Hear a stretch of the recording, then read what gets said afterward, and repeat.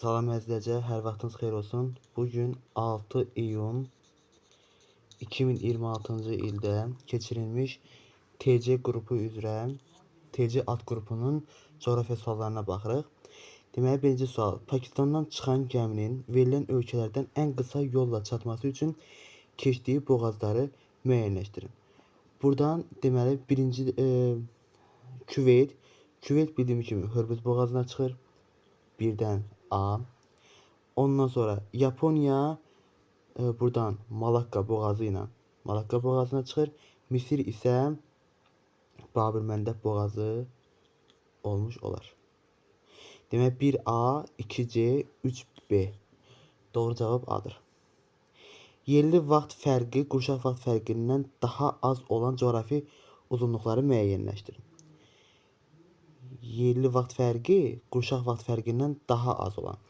Deməli, əvvəlcə yerli vaxtını tapmaq üçün bunlar müxtəlif yarımkürədədir. Birinciyə baxaq. Müxtəlif yarımkürədə olduğuna görə toplanılır. 25-in üstünə 25 də 25 eləyir 50. 50-ni 4-ə vururuq. 1 dərəcənin 4 dəqiqə olduğuna görə 200 dəqiqə. İndi isə qurşaq vaxt fərqini tapaq. 25-i bölürük 15-ə. 1, 15, qalıq 10. Deməli, bu ikinci saat qurşağında yerləşir. Qərb yarımkürəsində olur. 24-dən 2 çıxırıq, 22-ci saat qurşağı. Deməli, bunların arasında 4 saat fərq var. 4 saatda 240 dəqiqədir. Bunda 20-20 qərb. O zaman eləyər 40. 40-ı vururuq 4-ə, 160 dəqiqə. 160 dəqiqə. Deməli, bu birinci saat qurşağındadır. 20-ni 15-ə böləndə 1 qalıq 5 qalır. Ona görə də birinci saat qurşağı, bu isə qərb uzunluğunda olanda 24-dən çıxırıq 1, 23-cü saat qurşağı. Deməli, 2 saat fərq var, o da eləyir 120 dəqiqə. 35 eləyir 70, 70-i 4-ə vuranda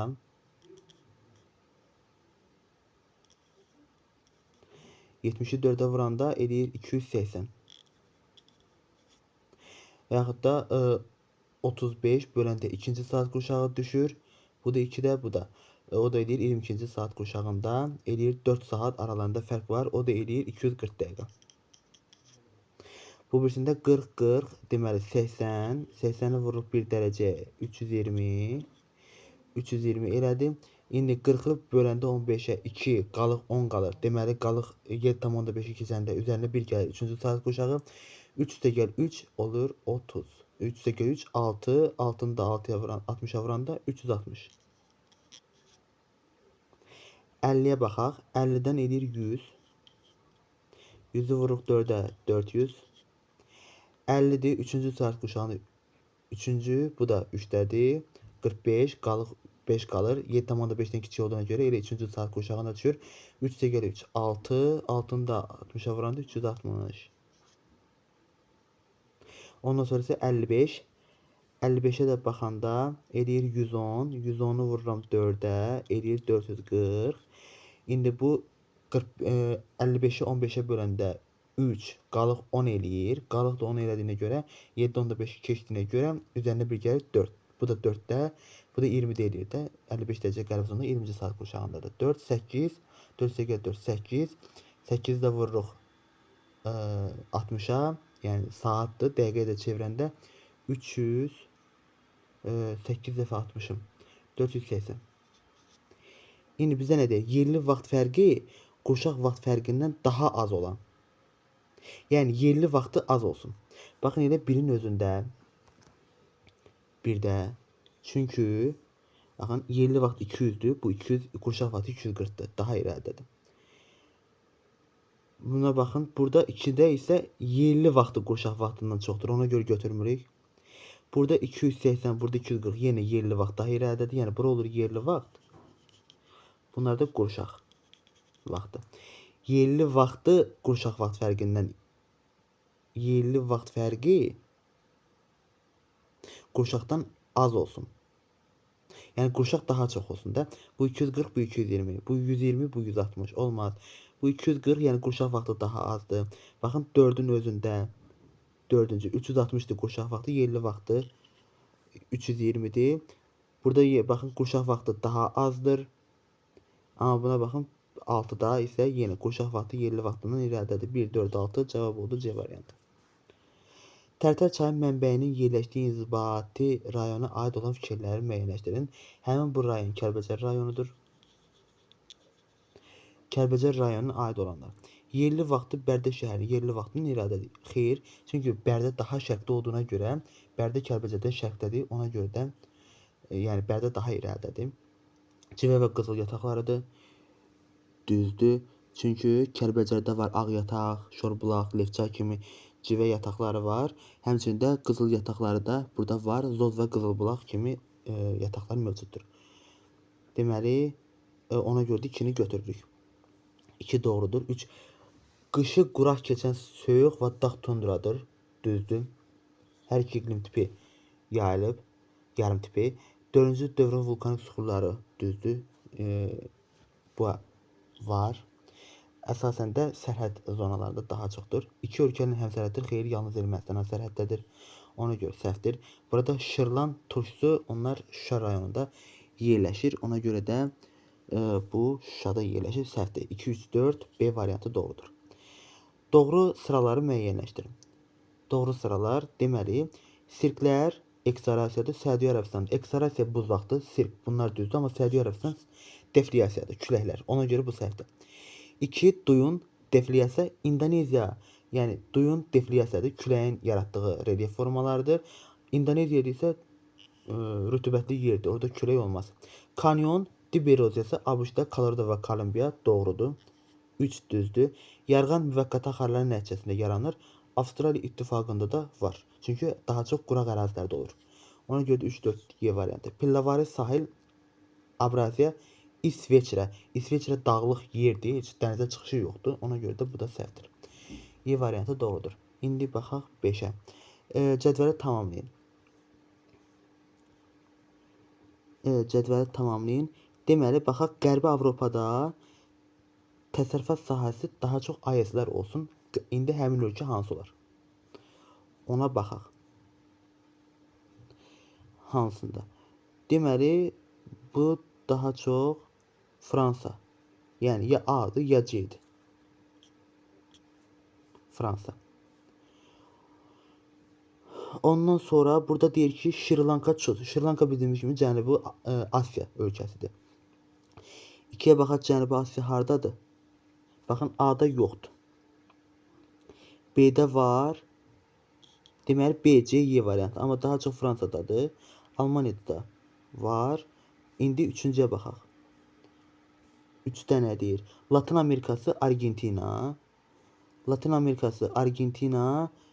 Bunlarda Argentinada qarğıdalı olmaz. Çünki Argentinada nə var? Pampa. Pampada qara torpaqlardır. Qara torpaqlarda daha çox taxılçılıqla zəngindir. Ona görə də elə C variantı daha düzgündür. O birisində nə deyir? Çəltik, Filippin. Filippin də bildiyimiz kimi Cənub-Şərqi Asiya ölkəsidir. Hanı 3-də də, 4-də də oldu Cənub-Şərqi Asiya. Deməli cavab C variantı doğrudur. 6-cı sualda bizə deyir ki, uyğunluğu müəyyənləşdirin. Uyğunluğu müəyyənləşdirin. Kolumbiya, Braziliya və Argentina olanlar deməli A-da nə deyir? 3 yarımkürədə yerləşir və boksit ehtiyatına görə fərqlənir. İndi bu 3 yarımkürədə yerləşir. Kolumbiyanın ekvator kəsmir, Greenwich də kəsmir. Ona görə də bu olmaz. Amma Braziliyanın ekvator xətti kəsir. Ona görə də doğru cavab bu olar. Həmçinin də boksit ehtiyatına görə Braziliya fərqlənir. Deməli 3 oldu. A bura getdi. Braziliya boksit ehtiyatına. Sahillərini 2 okean yuyur. Kolumbiyadır bu. Çünki həm sakit okean, həm də Atlantik okeanı yumuş olur. B də bura oldu. Ondan sonra aşınma nəticəsində kəllə qədir relyef formaları Braziliyadadır. Deməli 2 oldu A ilə C. 2 A ilə C. Ona görə də C, D variantları doğrudur. Soyuq okean cəryanların təsiri ilə səhra və yarım səhra soyuq deyir cəryanlar. Bu da uyğun gəlir Argentina. Çünki orada Argentinada altiplanolar var. Ona göre de yani Grand Chaco falan onlar oradadır. Ona göre de deməli D-də 3'ə. D-də 3'ə. Həmsərhəd olduğu ölkələrdə ucuz bayraq. Həmsərhəd ölkələrdə ucuz bayraq. Ucuz bayraq şeydə Panama. Onu deyir Panama ilə də Kolumbiya bir-birlərinə sərhəddirlər. Ona görə də bu da bura getdilər. Getdi ərazisində məhsulda qırmızı qara torpaqlar, o da Argentinanın ərazisindədir. O da oldu F. Deməli 1-ə B ilə Y, 2-ə A, C, 3-ə də D ilə F. O da oldu C variantı doğrudur. Xəritə sxemdə təsvir edilən ölkə üçün doğru fikirlər. Ölkə Qazaxstandır. Qazaxstana aid olan fikirləri seçmək lazımdır. İndi görək nə deyir. Ərazisi bir qitədə yerləşir, səhvdir. Həm Avropada yerləşir, həm Asiyada. Olmaz. Codyarpaqlı meşə və kolluqlar geniş yer tutur. Bu da səhvdir. Çünki bura daha çox həm mülayim kontinental, həmçinin yəni mülayim, həmçinin də subtropik kontinental iqlimdir. Codyarpaqlar daha çox Xəzərə qədər olur. Xəzər dənizinə qədər olan hissədədir. Qazaxstanda ora düşmür. Ona görə də səhvdir. Ərazisində müəyyən bir hissəsi cavan platformadadır. Çünki Turan ovalığı da cavan platformadır. 3. Ərazisinə axan çaylar həm daxili xas sövdü, həm də Şimal Buzlu okeana aiddir. Doğrudur. Buradan keçir Sırdərya, həmçinin də oradan da okeana, Şimal Buzlu okeana gedən çaylar var. Doğrudur. 4. Mərkəzi Asiyanın bütün müstəqil dövlətləri ilə quru sərhəddə malikdir. Doğrudur. Mərkəzi Asiyanın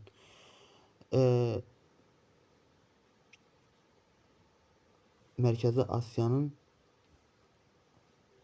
bu da doğrudur, düzdür. Əhalisinin əsas hissəsi Oğuz qoluna yox, səhvdir.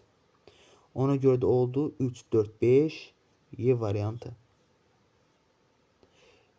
Sonra Səkkiz. Verilmiş ölkələrin əhalisi üçün səciyyəv olan ümumi xüsusiyyətləri müəyyənləşdirin. Deməli, ümumi. Həmin bu ölkələr üçün ümumi olan xüsusiyyətlər. Deməli, 1 oldu Braziliyadır. 1 Braziliya. 2 yerləşir, deməli 2 Nigeriya. 3 Hindistan. 4 də İndoneziya olmuş olur. Bunların hamısının ümumi olan xüsusiyyətlər.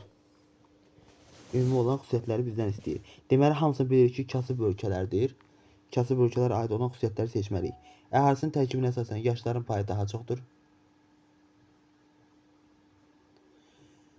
Əhalinin yaşların payı daha çox inkişaf etmiş ölkələrdədir. Etmişlərdə. Ona görə də bunlar da etməkdə olanlardır. Əhalisinin sayı 100 milyon nəfəri keçir. Doğrudur. Deməli, bu doğrudur. 2. Əhalisinin qitədə yetkin əhali 16% daha çoxdur. Çünki cavan burada ona görə də bu doğrudur. Əhalinin yerləşdiyi qitədə yerli əhalinin 16 daha çox, işləyənlər daha çoxdur. Suburbanizasiya yox, yalançı urbanizasiyadır. Suburbanizasiya inkişaf etmişlərə aiddir. Dünyanın əsas immiqrasiya yox, immiqrasiya gələnlər də ölkəyə. Bunlar da inkişaf etmiş ölkələrə xüsusiyyətdir. Əhalinin sayı təbii artım hesabına daha çox çoxalır. Doğrudur. 2, 3, 6 hansı variant? C variantı doğrudur. Ondan sonra 9-cu sual. 9-da nə deyir? Azərbaycan ərazisində Böyük Qafqaz dağlarının şimal-şərqində yerləşən obyektlər. Şimal-şərqində Şollar düzü doğrudur. Şimal-şərq. Cənub-qərb olmaz. Qobustan Böyük Qafqazın cənub-şərq hissəsindədir. Qudyal doğrudur. Olar. Ələt Trəsi cənub-şərqdədir. Şahdağ silsiləsi yox, bu olmaz. Qusar Mari düzənlik doğrudur. Burova silsiləsi də o da heç Böyük Qafqaz yox, Talış dağlarına aiddir. Hansı oldu? 1, 3, 6 D variantı. 10-cu sualda deyir, verilmiş xüsusiyyətlərin aid olduğu təsərrüfat sahəsi üçün doğru fikirləri müəyyənləşdirin. Təsərrüfat. İsti və rütubətli iqlim şəraitini inkişaf etdirirlər. Əmək ehtiyatlar və suya tələbat böyükdür. Daha çox becərili ölkələr istehlak edir. Yəni, daha çox becərilən ölkələr, deməli çətinlikdən söhbət gedir. Həmçində isti və rütubətli olmadığı suyun içində böyüyür. Əmi ehtiyatları və suya daha tələbkardır. Çünki suyun içərisində böyüyür də bu. Həmçinin suyun içərisində böyüdüyünə görə burada yəni texnikalar istifadə etmək olmur. Bataqlıq kimi yer olur. Texnikada burada işləmir. Söhbət deməli oldu, nədən çətinlikdən söhbət gedir. Bir də becərdiyi ərazilərdə iqlim şəraiti 2 dəfə məhsul götürməyə imkan verir. Bəli, çünki isti yerdir, 2 dəfə oradan məhsul götürmək olar. Ona görə də taxılçılıq dünyanın hər yerdə olmasına baxmayaraq, çəti amma təkcə Cənub-Şərqi Asiya, Şərq, Cənub-Şərq və Cənub Asiyada olmasına baxmayaraq, çətiçiliklə taxılçılıq eynidir. Səbəbi nədir? Çünki çətik istehsal edən ölkələr ildə 2 dəfə məhsul götürür. Səbəb budur. Deməli, bir doğrudur. Məhsulun çox hissəsi ixrac olunmur. Baxın, özü burada deyir ki, daha çox becərəli ölkələr istehlak edir. Yəni özləri istifadə edirlər. Ona görə bu variant səhvdir. Əkin sahəsi buğda əkinlərinə nisbətən daha genişdir. Xeyr. Onu dedim elə. Buğda dünyanın hər yerində var. Yəni aqroiqlim ehtiyatlarına çox da tələbkar deyil. Amma çətiçilik az ərazidədir. Amma ki, ildə 2 dəfə məhsul götürdüyünə görə taxıla təxminən eyni miqdarda götürmək olur. Məhsul götürmək mümkündür. Əsas ixracatçıları Cənub-Şərqi Asiyadır. İxrac edənlər, yəni müəyyən bir hissəsi, əsas hissəsini özləri istifadə edirlər, amma sata da bilirlər. Aqroiqlim ehtiyatları ilə zəif təmin olunmuş. Xeyr. Baxın, deyir, özü deyir, isti və rütubətli iqlim şəraiti. İsti deyirsə, deməli aqroiqlim ehtiyatları zəngin olmalıdır. İnkişaf etdiyi ərazilərdə yağıntının çox hissəsi ilin isti dövründə düşür. Çünki Cənub-Şərqi Asiya ölkələrində, Cənubi Asiyadadır bunlar və onlarda subekvatorialda və yay aylarında yağıntı yağır. Ona görə də 1, 4, 6 D variantı. 11-ci sualda nə deyir? Deməli, dağ tundra iqlim tipi yayılıbdır. İndi dağ tundradır. Ən böyük suvarma sahəsinə malik kanal. Deməli, ən böyük suvarma keçir hansı ərazidən? Əlbəttə ki, Küdri Şirvandan keçən Yuxarı Şirvan kanalı. Deməli, Azərbaycanın ən uzun kanalı, buradan yazıram, ən uzun hansıdır? Samur-Abşeron. Ən çox suvarılan, yəni ən çox ərazi suvarılan Küdri Şirvandır. Yəni Yuxarı Şirvan kanalı. Ən çox. Ən bol sulu isə Yuxarı Qarabağ kanalı. Yuxarı Qarabağ. Elə ona görə də 2 olur A. Şirin qurumsular hesabına intrazonal landşaft. İntrazonal landşaft 4 yerdədir. Samur-Abşeron, deməli, biri Qanıqərçaydır. Qanıqərçay, Lənkəran, Kürətrafı ərazilər. Bir də ki, Samur-Abşeron. Samur-Dəvəçi ovalığı. Samur-Dəvəçi ovalığı. Deməli, Samur-Dəvəçi, baxın C variantında başqa var. Yəni Şirin Samur-Dəvəçidə də 3-ə C. Başqa yerdə yoxdur. Deməli 4 yerdə oldu. Kürətrafı ərazilərdə Samur-Dəvəçi, Lənkəran ovalığı, bir də Qanıqərçayda bunlar var. Deməli 2-yə A, 3-ə C. İndi baxaq dağ tundra iqliminə. Heç bu qaldı. Məsələn, A-la C variantlarını biz dedik də, A-la C-ni dedik. Qonaqkənd var, doğrudur. Deməli B-ni götürək bura. Şəhər Ordubadda dağ tundra olmaz. Dağ tundra daha çox günlük qapıcıqdadır, yuxarı hissələrdə. Ona görə bu D heç birinə getmir. Qarabağ vulkanik arasında da doğrudur. Kəlbəcər, Laçın tərəflərdə var. Y də variantı bura. Deməli 1B, Y, 2A, 3C. D variantı doğrudur. 12-ci sual. Çayın orta meyli ilə axın sürəti arasındakı əlaqəni istəyir. Deməli bilirik ki, nə qədər ki dağ hündürdür, meyilliyi nə qədər çoxdursa, deməli o qədər də sürət daxar. Ona görə də düz mütənasibdir. Meyillik nə qədər çoxdursa, sürəti də o qədərdir. Artmış olar. Relyefin diaqramına əsasən uyğun bəndləri müəyyənləşdirin. Deməli, burada savanna və seyrək meşələr, deməli, Orinoco ovalığı böyük Çin düzənliyi. Deməli, Orinoco ovalığı Cənubi Amerikanın şimalında, subekvatorial iqlimdə, böyük Çin düzənlikdə Çinin ərazisində yerləşən bir düzənlikdir. Deməli, savanna və seyrək meşələr Orinoco ovalığına aiddir. 1. Ondan sonra ikincidə böyük kanal vasitəsilə birləşdirilir. Söhbət Yantızı və Xuanxe çaylarından gedir və oradan kanal bir-birlərinə bitişdiriblər. 2 bura. İyun-avqust aylarında səpələnən radiasiya miqdarı daha çoxdur. Yəni iyun-avqust aylarında deməli yağıntı çox yağır. Ona görə səpələnən radiasiyadır. Orinoco subekvatorialdadır. Ona görə iyun-avqust aylarında yağıntı çoxdur. Bölçün düzəni isə mussondur. Mussonda da yenə yay aylarında yağır. Ona görə də hər ikisini doğru cavab kimi götürək. Sahəsi getdikcə kiçilən Kiçik okeanın sahillərində yerləşir. Orinoco ovalığı Atlantik okeanındadır. Sahəsi genişlənir. Böyük Çin düzəni isə Sakit okeandadır. Sahəsi kiçilir. Kiçilən dediyinə görə 4'ü bura yazdıq. Akkumulasiya prosesləri nəticəsində formalaşmışdır. Hər ikisi ovalıq olduğuna görə akkumulasiyadır. Yaylalarda denidasiya olur. Qışda tropik hava kütlələri hakim olur. Tropik düzdür. Çünki Orinoco ovalığı subekvatorialdadır. Subekvatorialda olduğuna görə yayda ekvatorial olur. Ona görə yağıntısı çoxdur. Qış aylarında isə tropik olduğuna görə quraq olur. Deməli 1, 6, ikinciyə 2, 4, 3, 5 də A variantı. 14-cü sual. 14. Şəlalələr Anhel şəlaləsi yerləşir Orinoco'nun üzərində. 1'e C. Livingstone Kongo çayı üzərində yerləşir. Kongo. Victoria şəlaləsi isə Zambezinin üzərindədir. C, 1C, 2Y, 3A, Y variantı doğrudur. Duzluğu 28 promil olan su hövzəsindən götürülmüş 20 ton sudan əldə edilən duzun miqdarı Orta okeandan malik neçə ton sudan götürmək olar? Əvvəlcə baxaq görək 28 promil olan su hövzəsindən 20 ton götürsək. Deməli o zaman 28'i vurarıq 20'yə.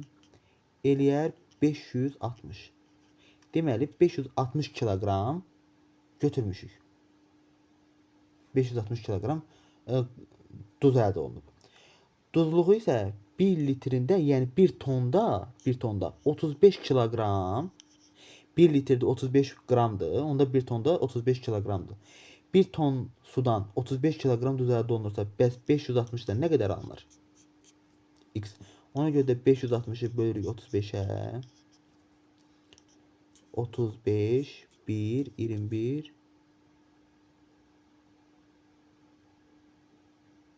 21, 6 dəfə. 210.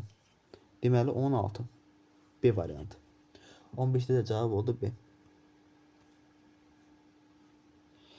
Daş kömür ehtiyatlarına seçilən ölkələr. Daş kömür. Polşanın var. Silezya. Argentinada yoxdur. Nigeriyada var. İndoneziyada daha çox, yəni Cənub-Şərqi Asiya ölkələrində qalay wolfram qurşağıdır. Norveçdə var. Norveç bir dəqiqə. Yox, seçilən ölkələr deyil. Polşada var Silezya. Argentinada yoxdur. Nigeriyada onda da yoxdur. İndoneziyada var. Var. Norveçdə yoxdur. Daş kömür Hindistanda var. Deməli 1, 4, 6 D variantı.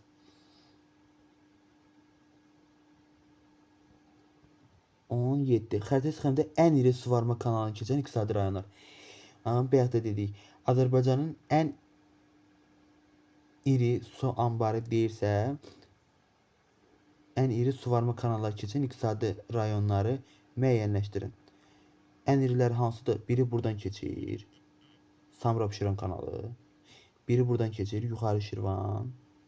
Biri də buradan Yuxarı Qarabağ kanalı. Deməli 2, 4, 2 ilə 4'dən Samurabşeron kanalıdır. 5'dən Yuxarı Qarabağ, 7'dən isə Yuxarı Şirvan kanalı keçir. Ona görə də A variantı. Çayların mənsəblərinin mütləq hündürlüklərinin azalması. Azərbaycanda çaylar şərqdən qərbə doğru hündürlükləri artır. Yəni qərbdən gəldikcə hündürlükləri azalmalıdır. Araz -11'ə tökülür. Yəni kürə tökülür -11. Samur Xəzər dənizinə tökülür -27 metr. Tərtərən Ağstafa. İndi baxaq. Mütləq hündürlüyün azalması. Deməli böyükdən kiçiyə də hündürlüyü daha çox olan. Ağstafa daha şərqdədir. Tərtər Ağstafa daha qərbdədir. Tərtər şərqdədir. Ona görə 4 ilə başlasaq. 4 3 1 2 4 3 1 2 B variantı doğrudur. Quru subtropik meyvəçiliyin daha çox inkişaf etdiyi ərazilər. Quru subtropik deyəndə isti ərazilərdən daha çox Bakı, Abşeron tərəflər, bir də ki Kür, Araz ovalığı onlar. Deməli, baxın Lənkəran orada faraşdır, tez yetişən. Sonra Qarabağ vulkanik yarası. Yəni quru subtropik deyilsə isti yer olmalıdır. Qarabağ vulkanik yarası sərin, nisbətən soyuq yerlərdir. Abşeron yarımadası olar, Talış dağları yox. Qanıq çayı yox. Yəni rütubətli yerlərdir. Bizə quru lazımdır. Quru yerlər lazımdır. Ona görə də o da olmaz. Ona görə də Kür, Araz və Abşeron olmuş olar.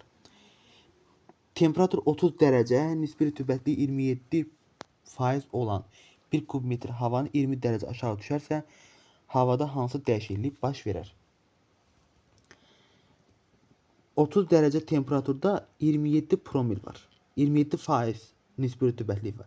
20 dərəcə aşağı düşərsə, havanın temperaturu soyuyar. Havanın temperaturu da soyduğuna görə nisbi rütubətlik artar. Nisbi rütubətlik də artdığına görə yağıntı çox yağar. İndi baxaq görək hansı variantlar doğrudur. 1. Nisbi rütubətlik artar. Doğrudur. Temperatur aşağı düşəndə nisbi rütubət artar.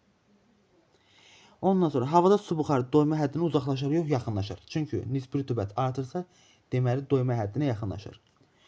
Yağıntı yağma ehtimalı yüksəkdir, düzdür, faiz artar. Səpəndən radiasiya azalar, səpəndən yox. Azalar, artar əslində. Ona görə də səhvdir. Buludun əmələ gəlmə prosesi sürətlənər, doğrudur. Çünki rütubət artdıqca yağıntı niyə yağır? Doyma həddinə çatdığına görə yağıntı yağır. Düz radiasiya yox, səpəndən radiasiya dediyi artmış olar. 1, 3, 5 C variantı. 21-ci sual. 21-də.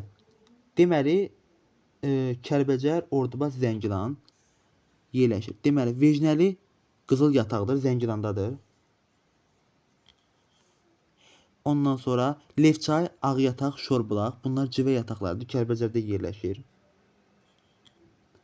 Ondan sonra var Qoşa. Qoşa isə qızıl yatağıdır, Gədəbəyin ərazisində yerləşir.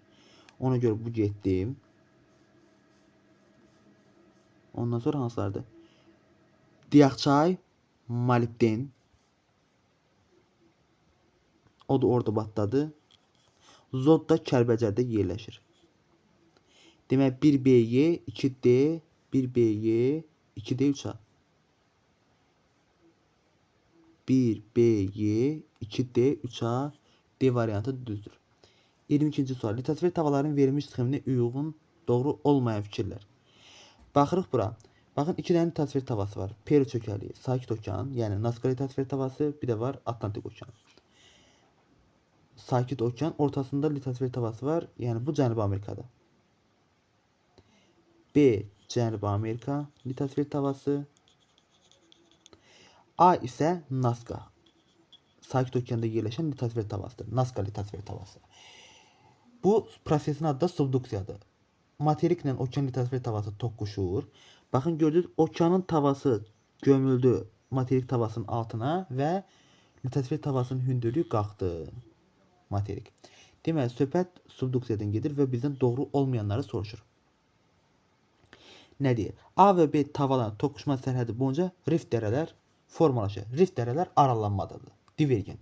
Bu konvergent sərhəddir. Konvergent sərhəddir. Ona görə də götürürük. Yəni bizdən səhv istəyir. B tavasında yer qabığı yalnız bazalt və çökmə qatlarından ibarətdir. B litosfer tavasında. B yox. B materikli litosfer tavası taxıl. Cənubi Amerika materikdir. Ona görə də üçü də var. Bazalt, qranit və çökmə qat. Ona görə də səhvdir. Götürürük bunu da. B tavasının şərq sərhədi divergentdir. B tavasının şərqi Atlantik Okeandır. Atlantik Okeanda divergent sərhəd ayrılma var. Ona görə doğru olduğuna görə götürmürəm. A tavası okean. Düzdür. Nazcadan söhbət gedir. B tavası isə materikdir. Həm materik, həm də okean tiplidir. Çünki Atlantik Okeanının bir hissəsində, yəni o da Cənubi Amerika litosfer tavasına aid olmuş olur. Yəni Materik deyəndə təkcə materik tipli litosfer tavasından malikdir. Amma ki, litosfer tava deyəndə burada okeanın bir hissəsinə də aiddir. Okeanın bir hissəsi də aiddir. Ona görə də həm materik var, həm okean tipli litosfer tavası var. Ona görə də 4 də olmaz. Göstərilən proseslərin A tavasının yerləşdiyi su hövzəsinin sahəsinin kiçilmə prosesi.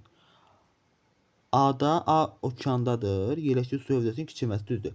Şimali buzlu okeandan Sakit okean qədim dağdır. Qədim okeandır. Qədim okean olduğuna görə. Qədim okeandır və sahəsi kiçiləndir. Amma Atlantiklə Hind okeanı cavandır və sahəsi böyüyür. Ona görə də doğru olduğuna görə götürmürəm. A və B tavalarının toqquşma zonasında yalnız dağlar formalaşır. Xeyr. A ilə B-də materikdə dağlar formalaşır. Okeanda isə çökəkliklər, novlar əmələ gəlir. Yəni yalnız dağlar səhvdir. 1, 2, 6 A variantı. 23-cü sual. Doğru olmayan fikirləri müəyyənləşdirin. Doğru olmayan. Car və Avstraliya sahillərində həm isti, həm də soyuq okean cəryanları var. Carın sol tərəf, yəni qərbindən keçir Bengel cəryanı. Bengel cəryanı keçir. Həmçinin də şərq hissəsindən isti Mozambik cəryanı keçmiş olur. Ona görə də burada nisbətən burada deməli doğru olduğuna görə bunu götürmürəm. Həmçində Avstraliya. Şərqindən Şərq Avstraliya cəryanı isti, qərbindən isə soyuq qərbi Avstraliya cəryanı keçir. Götürmürəm bunu. Deməli, Saxalin adasının aid olduğu ölkə 3 yarımkürədə yerləşir. Saxalin adası Rusiyanındır. Rusiyada 3 yarımkürədə şərq, qərb və şimal yarımkürəsindədir. Doğru olduğuna görə götürmürəm. Cənubi Amerika materikinin ücqar şimal nöqtəsi Qayanada yerləşir, yox Venezuelada yerləşir. Ona görə də olmaz. 3. Avropada yerləşən bütün federativ dövlətlərin dünya okeanlarına birbaşa çıxışı var. Yox. Səhvdir. Məsələn, İsveçrə federativdir, amma çıxmır. Almaniya, Belarusiya dövlətləri həmsərhəddir? Yox. Onlar sərhəd ola bilməz. Almaniya ilə Belarusiya xeyr, sərhəd deyirlər və onların arasında Polşa yerləşir. Ona görə də doğru deyil. Götürürəm. Şimali Afrika iki işıqlanma qurşağında yerləşir.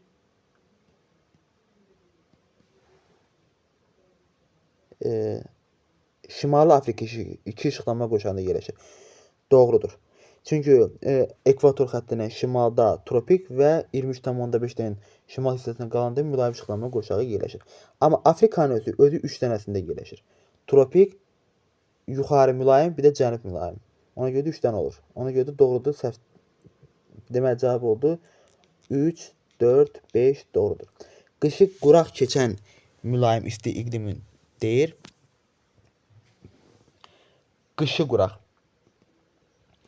Deməli qışı quraq keçirsə 5 deməli 1 də ümumiyyətcə demişik Naxçıvanda mülayim söz olmaz. 1 səhvdir. 2 doğrudur. Deməli baxın hansı hissələrdə var. Burada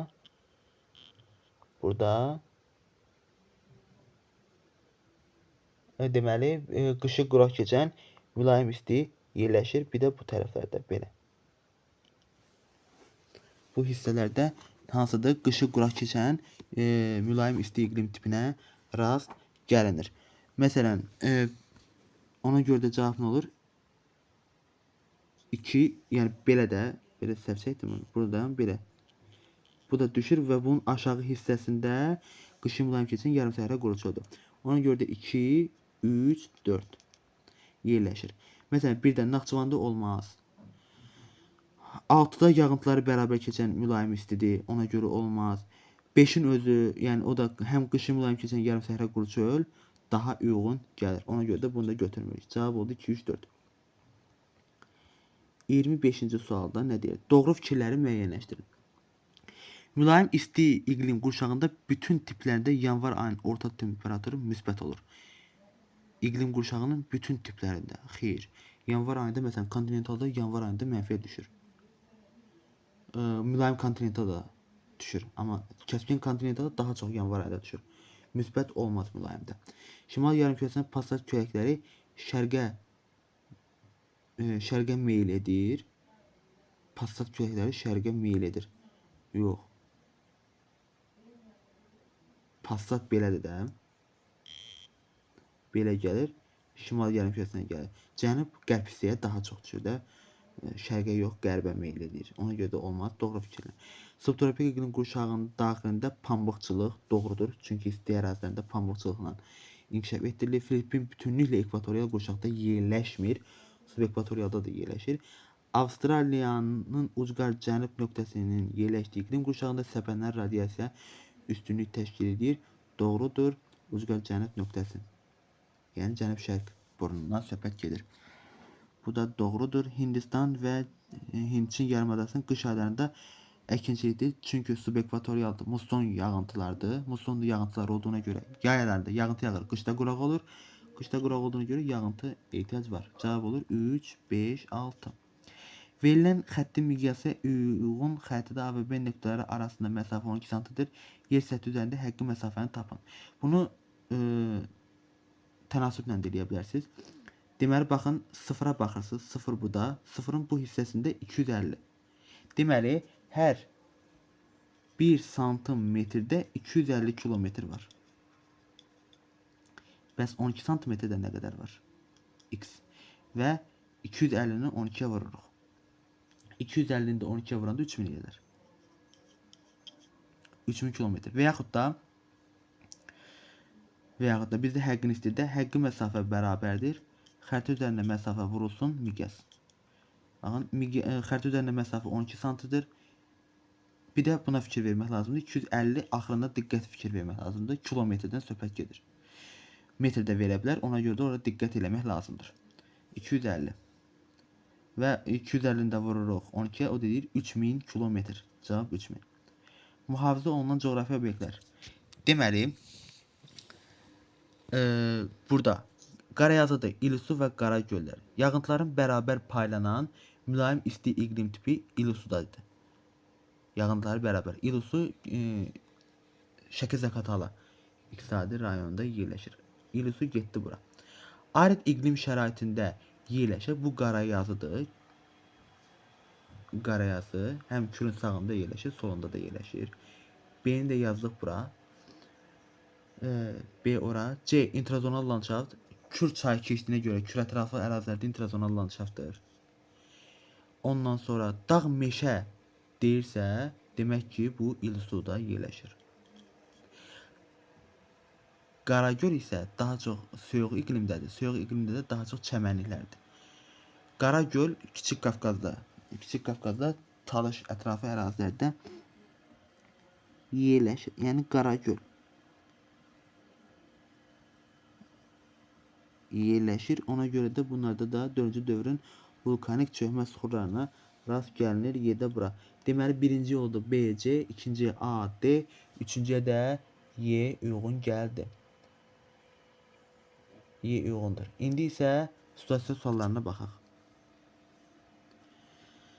Situasiya suallarını oxuyan zaman mətni diqqətlə araşdırmaq lazımdır. Görək bu mətndə bizə nə deyir. B dənizi köhnə dünyanın bütün qitələrinin sahillərini yuyur. Demək ki, bütün qitələr, köhnə dünya deyəndə haranı başa düşürük? Köhnə dünya Avropa, Cənubi Avropadır, Cənub-Qərbi Asiyadır, bir də Şimal Afrikadır. Söhbət Araq dənizindən gedir. Araq dənizi sahillərində olan ölkələrdən gedir. Ondan sonra baxaq bura. Araq dənizi sahillərini yuyur və sahildə yerləşən regionlar əlverişli fiziki coğrafi mövqeyə malikdir. Bu regionlarda isti və quru yay, çünki yay aylarında tropik təsir göstərir, isti olur. Qışda isə mülayim təsir etdiyinə görə rütubətli qış olur. Müasir dövrdə əhalinin sıx məskunlaşdığı bu regionların ölkələri təsərrüfat sahələrinin inkişaf səviyyəsinə görə kəskin fərqlənir. Bu regionlarda yanacaq təminatının uzunluğu 1854 olan Tanap və regionlar arası çəkilən digər boru kəmərləri mühüm əhəmiyyətə malikdir. Verilmiş su hövzəsinə aid olan xüsusiyyətləri müəyyən edib cədvəldə yazın. Demək ki, bizdə burada cədvəldə birinci hissəsində deyir ki, verilmiş su hövzələrinin sahilində yerləşən ölkələrin daxil olduğu beynəlxalq təşkilatın adı, beynəlxalq təşkilatın adı Aralıq dənizi sahillərinin ölkələrinin birliyidir. Həmin ölkələr Aralıq dənizi sahilləri ölkələrinin birliyi. Ondan sonra verilmiş su hövzəsinin sahillərində yerləşən regionlardan adı ən azı 2 region. Baxın, elə bayaq saydıqlarım. Cənubi Avropa, Cənub-Qərbi Asiya, Şimali Afrika, bir də Cənub-Qərbi Asiya yerləşir. Həmçinin də məsələn Balkan yarımadası. Balkan yarımadası olar Cənub, Şərqi Avropa. Baxın, burada deyir ki, ən azı ikisini yazın. Əgər birini yazsanız cavabınız yarı balı veriləcək. Əgər onda düz yazmısınızsa. Yəni ona görə də tam yazmaq neçəsini deyirsə, hamısını ən azı onu yazmaq lazımdır. Çoxun ziyanı yoxdur. Az yazmayın. Verilmiş su hövzəsinin sahillərində yerləşən böyük yeddilik qrupuna aid olan ölkələr və onların yerləşdiyi regionun adı. Deməli, orada yerləşir. Deməli, Fransa həmin yerləşdiyi ərazilərdə. Biri Fransadır. Böyük yeddilik ölkələri bizdən soruşur. Böyük yeddilik hardadır? İkisi Amerikada, ABŞ-dan Kanada. 3-ü, 4-ü Avropadadır. Böyük Britaniya Aralıq dənizindən çıxmır. Almaniyada çıxmır. Ona görə də qaldı Fransa. Bir də İtaliya. Fransanı İtaliya. Fransa deməli, Fransa yerləşir Mərkəzi Avropa. Mərkəzi Avropada yerləşir. İtaliya isə Cənubi Avropada yerləşir. Cavab belə yazsaz doğru olardı. Bu oldu 28-ci sual. Verilmiş su hövzəsinin sahillərində əsasən formalaşan iqlim qurşağı, deməli, sahillərində formalaşan, su hövzəsinin sahillərində formalaşan iqlim qurşağı. Əlbəttə ki, bu hansı iqlim qurşağı olar? Verilmiş su hövzələrində əsasən formalaşan iqlim qurşağı və onun iqlim tipi. Aralıq dənizində subtropik iqlimdir.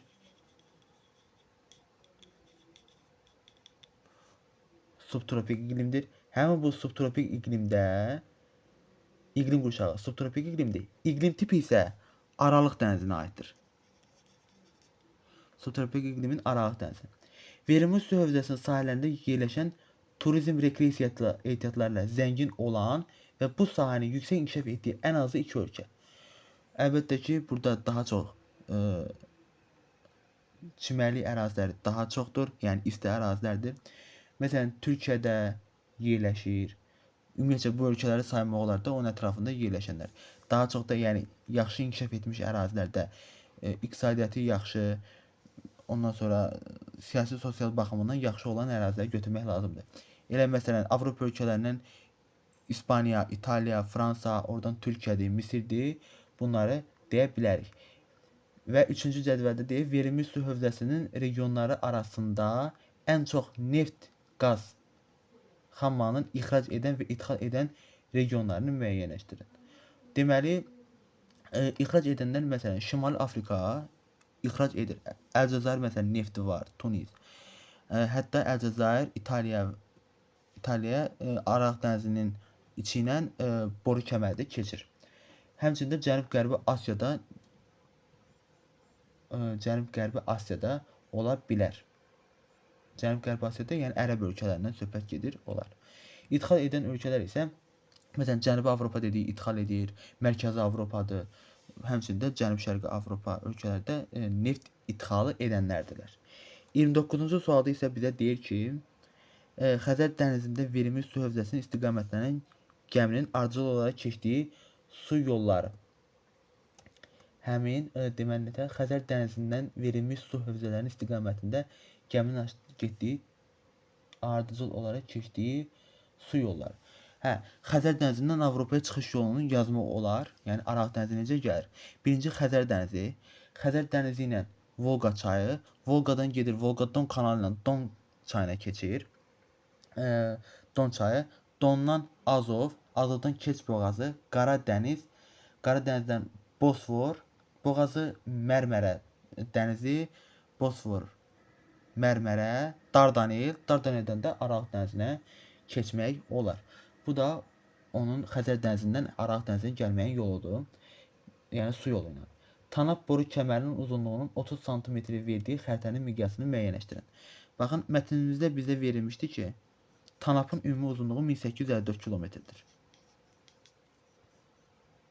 1850. Uzunluğu 30 santimetrdir. Yəni xəritə üzərində budursa miqyasını tapın deyir. Miqyas nədir? Miqyas həqiqi məsafənin xəritə üzərində məsafəyə olan nisbətidir. Həqiqi məsafə uzunluğu 1854 kilometr verib. 1854 kilometr. Bunu da bölürəm 30-a. Deməli 1854 30-a böləndə 61,8 kilometr eləyir. Əlbəttə ki, bunu yəni miqyasını istədiyinə görə bu izahlı miqyasdır. Yəni 1 santimetrdə 61,8, amma biz bunu miqyas formasına yazmaq üçün 1 bölünsün 61, 8. Baxın, vergülün biri buradaydı. Normalda kilometr, santimetr çevirəndə 5 dənə 0 yazmaq lazımdır. Lakin burada bir vergül var, ona görə də 4 dənə 0 yazırıq. Deməli 6.180.000 santimetr olmuş olur. Verilmiş su hövzəsinin sahələrində yerləşən Türk dilli dövləti və onun aid olduğu region. Əlbəttə ki, Türk dilli Türkiyədir. Bir də onun da aid olduğu region Cənub-Qərbi Asiyaya aiddir. Deməli suallarımız bura qədər. Hələlik sağ olun.